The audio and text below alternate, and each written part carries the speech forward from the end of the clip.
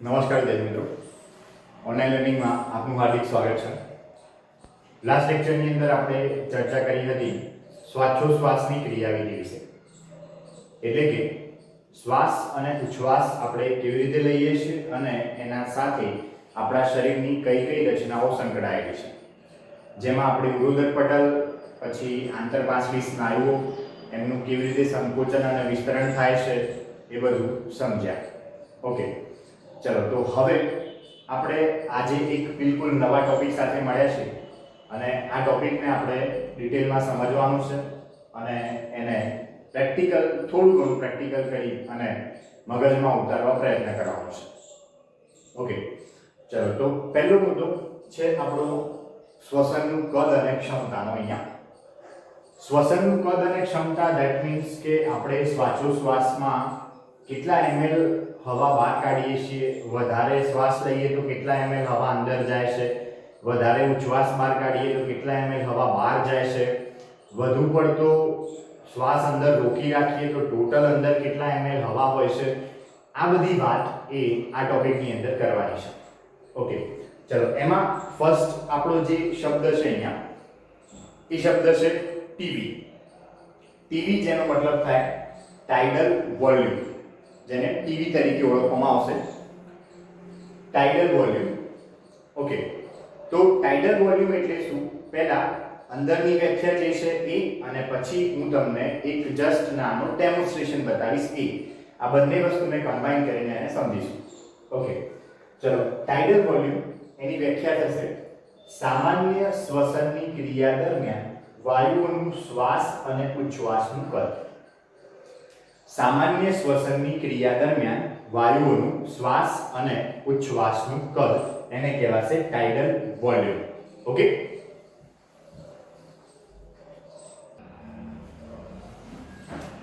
તો હવે એને થોડું એક ડેમો દ્વારા સમજવા પ્રયત્ન કરીએ. આપણે બધા જ, તમે જો અત્યારે સૂતા હોય તો વ્યવસ્થિત રીતે બેસી જશો, અથવા તો જો તમે અન્ય કોઈ પોઝિશનમાં હોય તો પણ વ્યવસ્થિત રીતે બેસી જશો. ઓકે, ચલો હવે આપણે સામાન્ય જેટલો શ્વાસ લેતા હોઈએ એટલો અને સામાન્ય જેટલો ઉચ્છ્વાસ બહાર કાઢતા હોઈએ એટલો આપણે બ્રીથ ઇન અને બ્રીથ આઉટ કરવાનું છે. સપોઝ કે આ પ્રમાણે હું લઉં છું અને પછી આ પ્રમાણે ઉચ્છ્વાસ બહાર કાઢું. જેટલો સામાન્ય શ્વાસ લીધો અને જેટલો સામાન્ય ઉચ્છ્વાસ બહાર કાઢ્યો, આ બંને કદ લગભગ સરખા જેવા હોય. જેટલો સામાન્ય શ્વાસ લો છો એટલો જ સામાન્ય ઉચ્છ્વાસ પણ બહાર નીકળે. આ પ્રમાણે આપણે કહીએ તો સામાન્ય શ્વાસ અને ઉચ્છ્વાસ દરમિયાન જે હવા દાખલ થાય છે એનું કદ એને કહેવાય છે ટાઇડલ વોલ્યુમ. ઓકે, જે લગભગ 500 ml જેટલું હોય છે, 500 ml જેટલું હોય છે. ઓકે, તો સામાન્ય શ્વસનની ક્રિયા દરમિયાન વાયુઓનું શ્વાસ અને ઉચ્છ્વાસનું કદ, જેની વેલ્યુ 500 ml છે. ખાસ આ વેલ્યુ યાદ રાખીશું, જે આપણે છેલ્લે સુધી ઉપયોગમાં લેવાની છે. છેલ્લે સુધી આ વેલ્યુને ઉપયોગમાં લેવાની છે. 500 ml તમારા માઇન્ડમાં છપાઈ જવું જોઈએ. ઓકે, સેકન્ડ થિંગ કે સ્વસ્થ માણસ દર મિનિટે આશરે 6000 થી 8000 ml વાયુનું શ્વાસ અને ઉચ્છ્વાસ કરે છે. સ્વસ્થ માણસ દર મિનિટે આશરે 6000 થી 8000 ml વાયુનું શ્વાસ અને ઉચ્છ્વાસ કરે છે. ચલો આ આંકડો કેવી રીતે આવ્યો? તો આગળના લેક્ચરમાં મેં તમને સમજાવ્યું કે લગભગ એક સ્વસ્થ વ્યક્તિ એ 1 મિનિટની અંદર 12 થી 14 વખત શ્વાસ લેતો હોય છે. 12 થી 14 વખત શ્વાસ અને ઉચ્છ્વાસની પ્રક્રિયા કરતો હોય છે. તો એને સીધું તમે 500 વડે ગુણી નાખો તો 12 × 5 = 60 એટલે 6000 થઈ. ઓકે, અને આ 14 પંચા જે થાય એ પ્રમાણે 8000. એટલે ટૂંકમાં આ આંકડો એ આ રીતે આવે છે. હવે 12 થી 16 વખત લઈએ આપણે. 12 થી 16 વખત શ્વાસોચ્છ્વાસ કર્યો, 16 × 80, 8000 ml આવી. બરાબર, ફરીથી 12 × 500 બરાબર 6000 અને 16 × 500 બરાબર 8000 ml વાયુનું શ્વાસ અને ઉચ્છ્વાસ કરતો હોય છે. ઓકે, તો આ બાબત એ ટાઇડલ વોલ્યુમ છે. આ ટાઇડલ વોલ્યુમ એ 500 ml છે, પણ દરેક વ્યક્તિ સ્વસ્થ વ્યક્તિ એ દર મિનિટે આશરે 6000 થી 8000 ml જેટલા વાયુનો શ્વાસ અને ઉચ્છ્વાસ કરી શકતો હોય છે. ઓકે, ત્યારબાદ છે inspiratory reserve volume, IRV. Okay, એનો મતલબ શું થાય એ સમજીએ.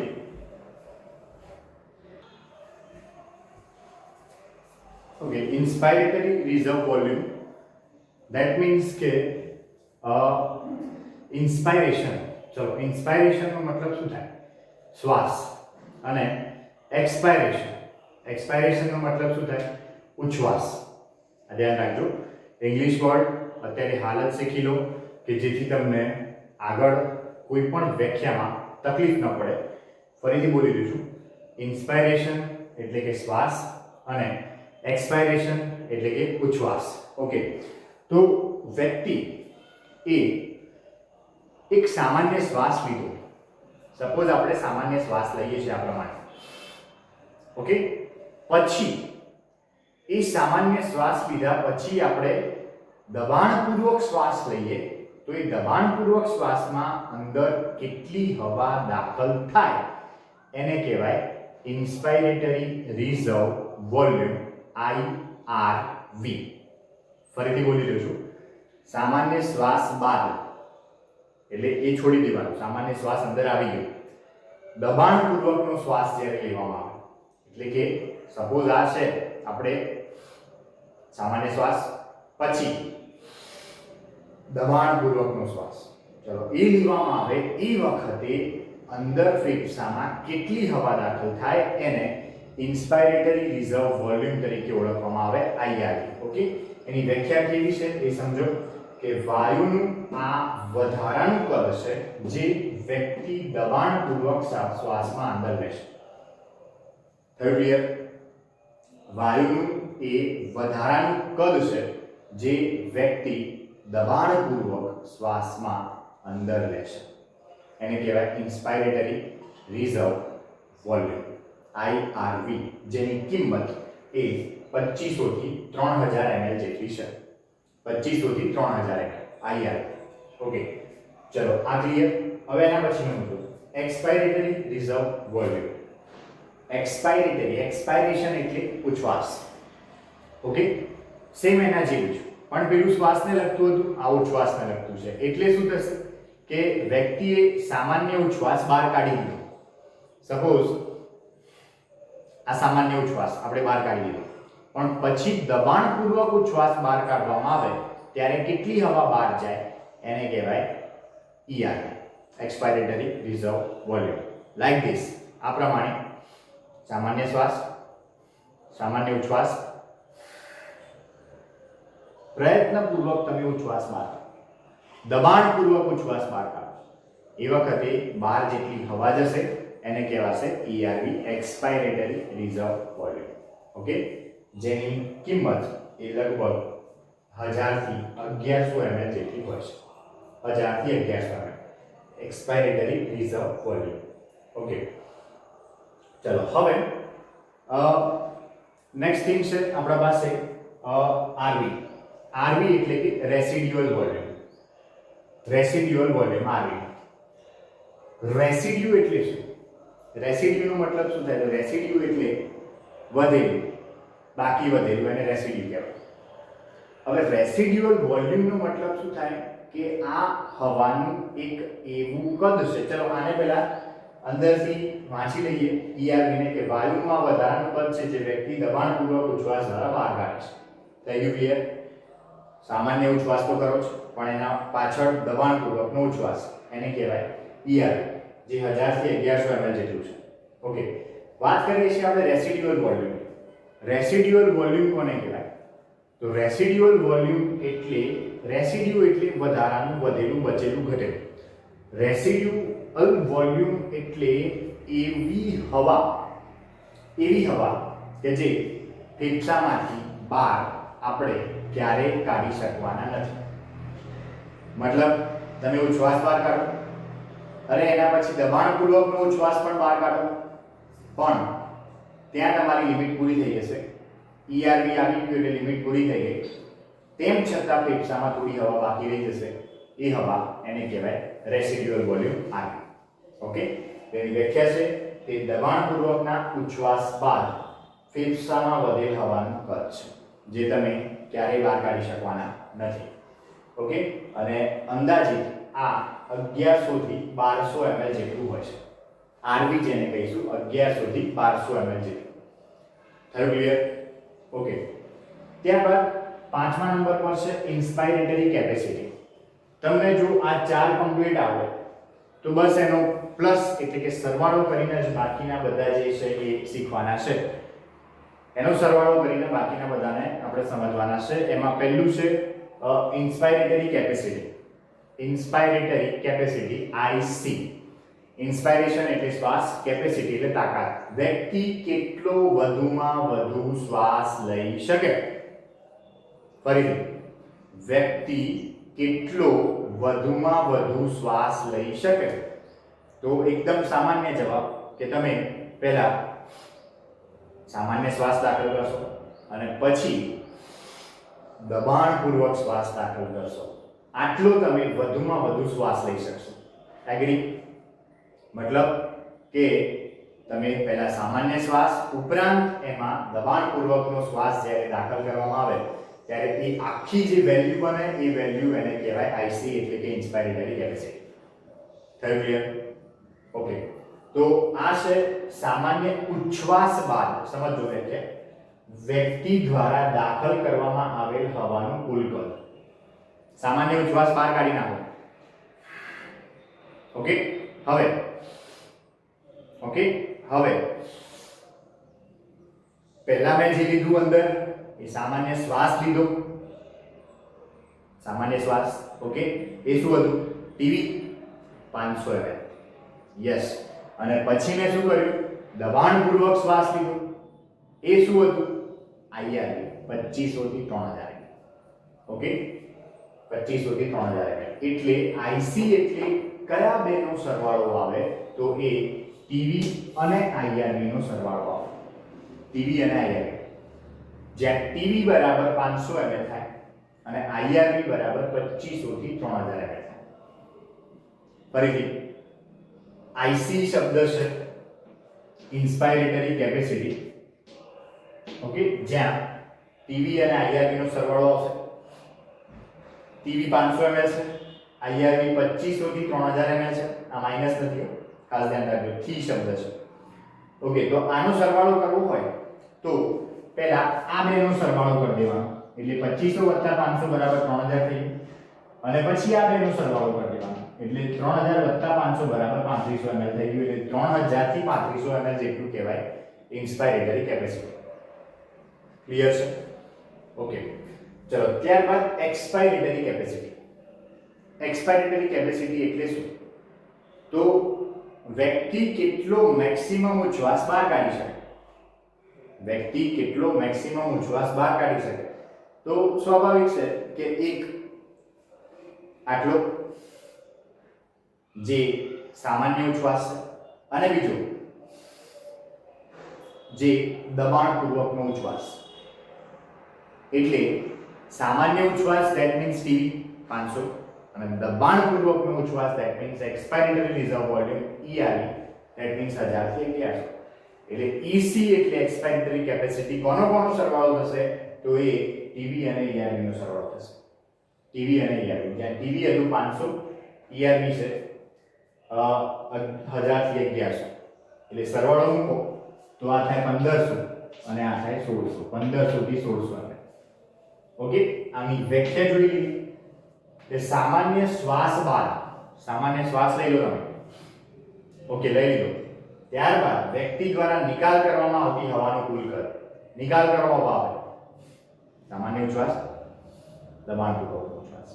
ઓકે, તો એને કહેવાય એક્સપાયરેટરી કેપેસિટી EC. ઓકે, ચલો ત્યાર પછી શું છે? Functional residual capacity FRC. Okay, functional residual capacity એટલે બેઝિકલી જ્યારે તમે સામાન્ય ઉચ્છ્વાસ બહાર કાઢો છો. સામાન્ય ઉચ્છ્વાસ બહાર કાઢો છો. ઓકે, સપોઝ આ શ્વાસ છે, સામાન્ય ઉચ્છ્વાસ. તો સામાન્ય ઉચ્છ્વાસ પછી તમારા ફેફસામાં કુલ કેટલી હવા બાકી રહી, ધેટ ઇઝ એફઆરસી. ફરીથી બોલું છું, સામાન્ય ઉચ્છ્વાસ બહાર કાઢી દીધો, ઓકે, એના પછી તમારા ફેફસામાં કેટલી હવા બાકી રહી એનો સરવાળો, એને કહેવાય એફઆરસી, ફંક્શનલ રેસિડ્યુઅલ કેપેસિટી. એટલે કઈ કઈ હવા બાકી રહી હવે વિચારો તો થોડું ખ્યાલ આવી જશે કે એક તો તમે જે દબાણપૂર્વક ઉચ્છ્વાસ બહાર કાઢવાના હતા એ, એટલે શું થયું, ER, એક્સપાયરેટરી રિઝર્વ વોલ્યુમ.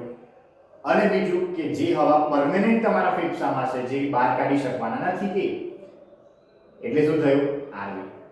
એટલે FRC એ કોનો સરવાળો થાય, ERV અને RV નો સરવાળો થાય. ઓકે, એટલે સામાન્ય ઉચ્છ્વાસ બાદ ફેફસામાં રહેલ હવાનું કદ, એટલે કે FRC બરાબર ERV વત્તા RV, જ્યાં ERV ની વેલ્યુ છે 1000 થી 1100 અને RV ની વેલ્યુ છે 1100 થી 1200.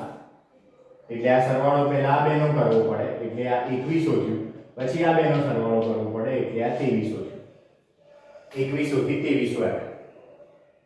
ક્લિયર છે? ઓકે, ચલો ત્યારબાદ હવે 8મા નંબર ઉપર છે vital capacity, VC, vital capacity. એટલે શું, એની વ્યાખ્યાથી સમજો.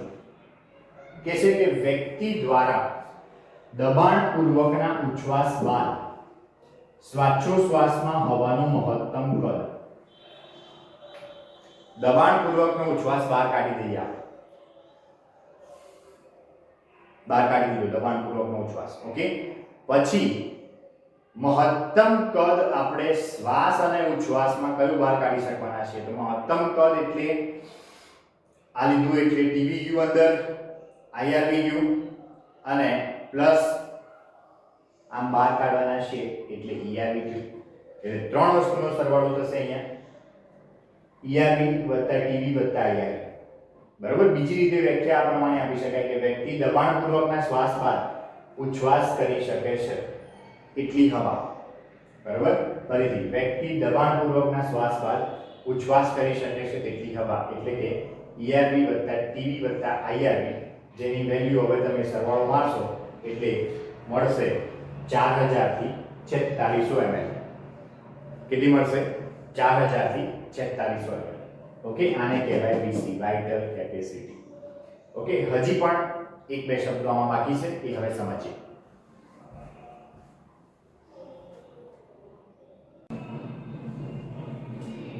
ઓકે વિદ્યાર્થી મિત્રો, હવે આપણે એવો જ એક બીજો નવો શબ્દ ટોટલ લંગ કેપેસિટી, TLC, એની વાત કરવાની છે.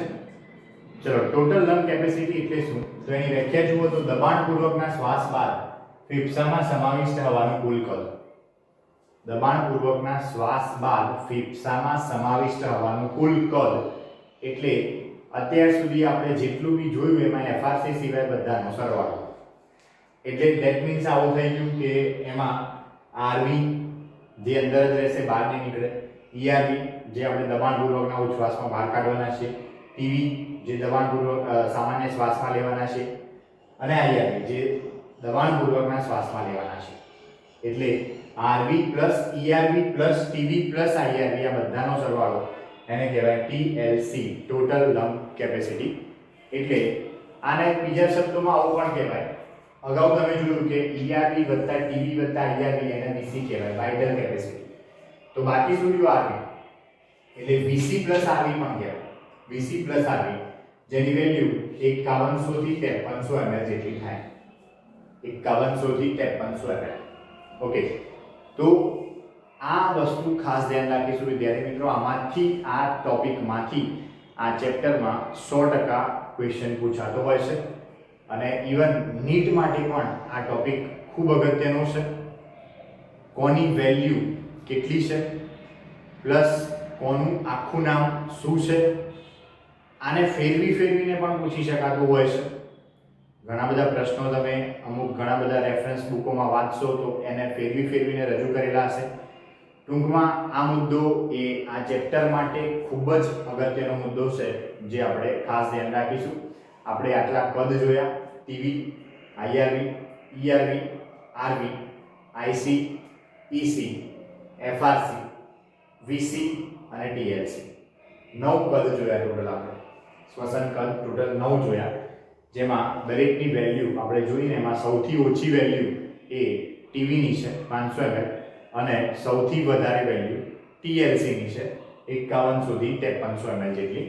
અને આ બધી વેલ્યુઓ મેઝર કરવા માટે તમને ખ્યાલ હોવો જોઈએ કે આ બધી વેલ્યુના મેઝરમેન્ટ માટે આપણે લાસ્ટ લેક્ચરની અંદર એક અગત્યનું ખાસ એક સાધન સમજ્યા હતા, જેનું નામ મેં તમને કીધું હતું. જે સાધન એનું નામ છે સ્પાયરોમીટર. સ્પાયરોમીટરની મદદથી આપણે આ બધી વેલ્યુઝ જે છે એ માપી શકતા હોઈએ છીએ.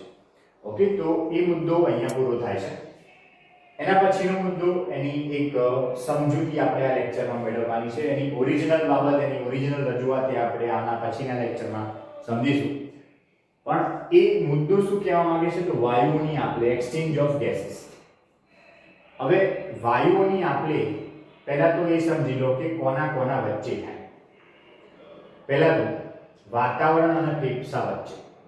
ઓકે, એટલે કે ફેફસામાં જે હવાનું દબાણ હોય એ અને બહાર જે હવાનું દબાણ હોય એ. બીજું ફેફસા અને રુધિર વચ્ચે, એટલે કે વાયુકોષો અને રુધિર વચ્ચે. રુધિર પાછા બે પ્રકારના હોય.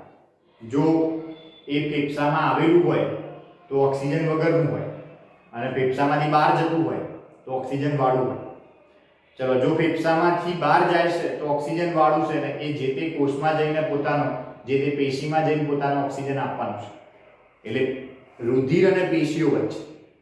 પેશીઓમાં પાછું જે તે ચયાપચયની પ્રક્રિયાઓ, કોષોમાં જે તે ચયાપચયની પ્રક્રિયાઓ પૂરી થઈ અને CO2 પેદા થાય.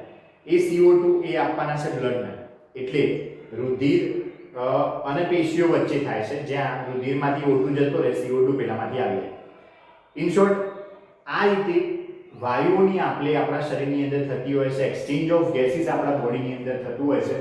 અને એમાં આટલી વસ્તુ ખાસ ધ્યાન રાખીશું કે આ ટોટલ પ્રક્રિયા જે છે it is dependent on only one phenomena that is called as diffusion, એટલે કે પ્રસરણ.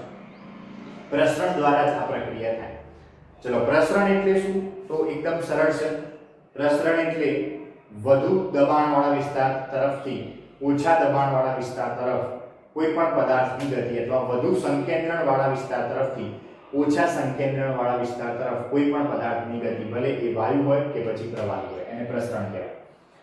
વાયુમાં પ્રસરણ એ સરળતાથી થઈ શકે, વધુ ઝડપી છે અને ઘણું ક્લિયરલી ઓબ્ઝર્વ કરી શકાય તેવું હોય છે. ફરીથી બોલી દઉં છું, વધુ સંકેન્દ્રણવાળો વિસ્તાર એટલે કે વધુ દબાણવાળો, અહીંયા આપણે દબાણ શબ્દ મગજમાં રાખવાનો છે, થી ઓછા દબાણવાળા વિસ્તાર તરફ ગતિ, જેને આપણે ડિફ્યુઝન એટલે કે પ્રસરણ તરીકે ઓળખીએ છીએ. ઓકે, તો આ પ્રસરણની પ્રક્રિયાના કારણે રુધિર અને પેશીઓ વચ્ચે, પછી વાતાવરણ અને ફેફસા વચ્ચે, વાયુકોષો અને રુધિર વચ્ચે, આ બધા વચ્ચે ઓક્સિજન અને કાર્બન ડાયોક્સાઇડ એની આપલે એ આ પ્રસરણ દ્વારા થાય છે. ખાસ શબ્દ યાદ રાખીશું, પ્રસરણ. અને એના માટે દરેકના દબાણ, દરેક વાયુના જે તે જગ્યાએ દબાણ જાણવા બહુ જ જરૂરી બને છે, એમને મેઝર કરવા બહુ જ જરૂરી બને છે. તો એ વાયુનું જે તે જગ્યાએ દબાણ કેટલું હોય છે એને આપણા બુકમાં એક કોષ્ટક સ્વરૂપે આપવામાં આવેલું છે. પહેલા આટલી વાત એને અંદરથી સમજી લઈએ. તો પહેલું તો છે વાયુકોષો એ વાયુ વિનિમયનું પ્રાથમિક સ્થાન છે. તમે જાણો છો કે આપણો શ્વસન માર્ગ જે છે બે ભાગ ધરાવે છે. એક સંવહન ભાગ અને બીજો વિનિમય ભાગ. સંવહન ભાગ એટલે છેક પેલું વાયુકોષો સુધી, ત્યાં સુધી હવા આવી ગઈ, બરોબર, મતલબ અંત્ય શ્વાસ વાહિકા સુધી, ત્યાં સુધી હવા આવી ગઈ. હવે વિનિમય ભાગ, વિનિમય ભાગમાં શું થાય છે તો વાયુકોષો અને બ્લડ એના વચ્ચે આપલે થાય છે. કોની આપલે થાય છે તો આ જે તે વાયુની આપલે થાય છે. તો વાયુકોષો એ પ્રાઇમરી પોઈન્ટ છે અથવા તો પ્રાઇમરી પ્લેસ છે શેના માટેનું તો એક્સચેન્જ ઓફ ગેસીસ થવા માટેનું, વાયુ વિનિમય થવા માટેનું પ્રાથમિક સ્થાન છે વાયુકોષો. ઓકે, વાયુનું વિનિમય રુધિર અને પેશીઓ વચ્ચે પણ થાય છે. હમણાં જ જોયું આપણે કે બ્લડ જે ઓક્સિજન લઈને જાય છે એ પેશીઓમાં ઓક્સિજન આપી દે છે અને પેશીઓમાંથી કાર્બન ડાયોક્સાઇડ લઈને પાછું ફેફસામાં આવી જાય છે. તો એ વિનિમય કોના કોના વચ્ચે થયો? રુધિર અને પેશીઓ વચ્ચે. ઓકે, આગળ આપણે સમજીશું. O2 અને CO2 નું આ સ્થળે વિનિમય દબાણ અથવા સાંદ્રતા જોડાણ આધારિત સરળ પ્રસરણ દ્વારા થાય છે. O2 CO2 નો આ જે આપલે છે એ દબાણ અથવા સાંદ્રતા જોડાણ આધારિત, that means કે પ્રેશર ગ્રેડિયન્ટ ઉપર આધારિત પ્રસરણ દ્વારા થનારી પ્રક્રિયા છે. જેનું પ્રેશર જ્યાં વધારે હશે ત્યાંથી એનું પ્રેશર જ્યાં ઓછું હશે ત્યાં જશે. ઓકે, ચલો નેક્સ્ટ થિંગ, વાયુઓની દ્રાવ્યતા. આ ખાસ પ્રસરણ દર ઉપર અસર કરતા પરિબળો છે કે ઝડપથી વાયુઓનું આપલે, ધીમે ધીમે વાયુઓનું આપલે, એ કઈ બાબતો ઉપર આધારિત છે? તો એમાં પહેલું વાયુઓની દ્રાવ્યતા, સોલ્યુબિલિટી ઓફ ગેસીસ, કે O2 કેટલો દ્રાવ્ય છે બ્લડની અંદર, CO2 કેટલો દ્રાવ્ય છે બ્લડની અંદર, CO2 કોષરસની અંદર કેટલો દ્રાવ્ય છે, O2 કોષરસની અંદર કેટલો દ્રાવ્ય છે, એ બાબત. બીજું, પ્રસરણમાં સંકળાયેલ સ્તરની જાડાઈ, કે રુધિર અને પેશીઓ વચ્ચે થઈ રહ્યું છે તો પેશી કેટલી જાડી છે, કે પછી વાયુ કોષો અને રુધિર કેશિકા વચ્ચે થઈ રહ્યું છે તો વાયુ કોષો અને રુધિર કેશિકાની દીવાલ કેટલી જાડી છે. જો વધારે જાડી હોય તો પ્રસરણ ઝડપથી ન થાય, એકદમ પતલી એક સ્તરીય હોય તો પ્રસરણ ઝડપથી થાય. એટલા માટે તમને યાદ હોવું જોઈએ કે વાયુ કોષો પ્લસ રુધિર કેશિકાઓ બધા માત્ર એક જ સ્તરની બનેલી સિંગલ એપિથેલિયલ ટિશ્યુ ધરાવે છે, જે સરળ લાદીસમ રીતસર છે, એકદમ પતલી, જેથી સરળતાથી વાયુઓની આપલે થઈ જાય. ઓકે, નેક્સ્ટ થિંગ કે આ બધા જે છે પ્રસરણ દર પર અસર કરનારા પરિબળો છે એ આપણે જોયું. બીજું, વાયુઓના મિશ્રણમાં કોઈ વિશેષ વાયુની દબાણમાં ભાગીદારી, એને આંશિક દબાણ કહેવામાં આવે છે. તમારા પાસે મિશ્રણ એટલે કે એક વાયુઓનું મિક્સચર હોય, એની અંદર ઘણા બધા વાયુઓ છે, તો એ વાયુઓમાંથી જે તે વાયુ દ્વારા જેટલું દબાણ પૂરું પાડવામાં આવે, જે તે વાયુ દ્વારા દબાણમાં જે ભાગીદારી આપવામાં આવે, that is called as partial pressure of that gas, જેને આપણે P of dash કરીને બતાવતા હોઈએ છીએ. મતલબ કે જો ઓક્સિજન છે તો partial pressure of oxygen P of O2, અને જો કાર્બન ડાયોક્સાઇડ છે તો partial pressure of carbon dioxide, that means P of CO2. Okay, એટલે અહીંયા મેં લખેલું છે કે ઓક્સિજન માટે P of O2 અને કાર્બન ડાયોક્સાઇડ માટે P of CO2 વડે આ બાબત દર્શાવવામાં આવે છે. ઓકે, નેક્સ્ટ થિંગ કે આ વાયુઓ એનું જે તે જગ્યાએ આંશિક દબાણ કેટલું હોય છે, આ વાયુઓનું જે તે જગ્યાએ આંશિક દબાણ કેટલું હોય છે, તો એના માટે આપણી બુકની અંદર એક કોઠો આપેલો છે અને આ કોઠાને મગજમાં ઠોકવાનો છે. કોઠો, ઠોકો મગજમાં. ઓકે, તો એને યાદ રાખી લેશો તો આગળ તમને બિલકુલ ઈઝી થઈ જશે. આગળનો જે મુદ્દો છે આપણો કે જે ખરેખર એક્સચેન્જ ઓફ ગેસીસ બતાવે છે with respect of pressure gradient and with respect of diffusion, due to pressure gradient with diffusion, જે બતાવે છે એ આ બાબત જો તમને ક્લિયરલી આવડતી હશે તો તમે કમ્પ્લીટ એને સમજી શકશો. ઓકે, તો એ આંકડા ઉપર નજર નાખી લઈએ કે આ બાજુ આપણને શ્વસન વાયુઓ આપેલા છે, આ બાજુ એમનું વાતાવરણમાં કેટલું દબાણ છે એ આપેલું છે. વાતાવરણમાં કેટલું દબાણ, ખાસ ધ્યાન રાખીશું આ દરેકે દરેક વેલ્યુ જે છે એ મિલીમીટર ઓફ મર્ક્યુરીમાં છે, mmHg માં છે. ઓકે, બીજું વાયુ કોષ્ઠોમાં એ જે તે વાયુનું કેટલું દબાણ છે. બીજું રુધિરમાં ઓક્સિજન વિહીન રુધિર, ઓક્સિજન વિહીન રુધિરમાં એ વાયુનું કેટલું દબાણ છે, ઓક્સિજનનું દબાણ કેટલું છે, કાર્બન ડાયોક્સાઇડનું દબાણ કેટલું છે.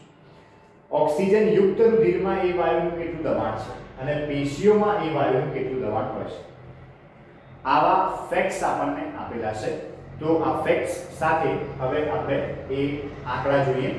એક વાતાવરણના વાયુમાં O2 નું દબાણ એ છે 159 mmHg, 159 millimetre of mercury.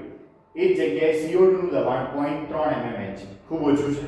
Okay, બીજું વાયુ કોષ્ઠોમાં ઓક્સિજનનું આંશિક દબાણ 104 mmHg છે, જ્યારે કાર્બન ડાયોક્સાઇડનું 40 mmHg છે. રુધિર ઓક્સિજન વિહીન રુધિરમાં ઓક્સિજનનું આંશિક દબાણ 40 mmHg. ઓક્સિજન વિહીન હોય એટલે સ્વાભાવિક રીતે કાર્બન ડાયોક્સાઇડ યુક્ત હોય એટલે એનું દબાણ 45 mmHg છે. ઓકે, રુધિર ઓક્સિજન યુક્ત, ઓક્સિજન વાળું રુધિર, એમાં ઓક્સિજનનું આંશિક દબાણ 95 mmHg છે, જ્યારે કાર્બન ડાયોક્સાઇડનું આંશિક દબાણ 40 mmHg છે. ઓકે, અને પેશિયો એની અંદર ઓક્સિજનનું આંશિક દબાણ 40 mmHg છે અને કાર્બન ડાયોક્સાઇડનું આંશિક દબાણ 45 mmHg છે. ઓકે, તો આટલી માહિતી એ ખાસ તમને યાદ રહેવી જ જોઈએ. જો આટલું આવડશે તો આના પછીનો જે મુદ્દો છે એને ખૂબ સરળતાથી સમજી શકાશે. આ ટોપિક આપણે વચ્ચે છોડી દેશે કારણ કે આ ટોપિક માટે આપણે એક સરસ મજાની આકૃતિની મદદ લેવી પડશે અને એની અંદર આપણે જુદી જુદી જગ્યાએ વેલ્યુઝ લખી અને એના આપણે વેઝ સમજવા પડશે કે ક્યાંથી ક્યાં કયો વાલ્વ જાય છે એટલા માટે.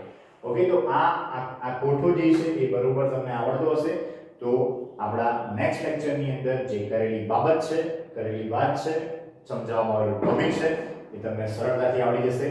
મળીશું નેક્સ્ટ લેક્ચરમાં. નમસ્કાર.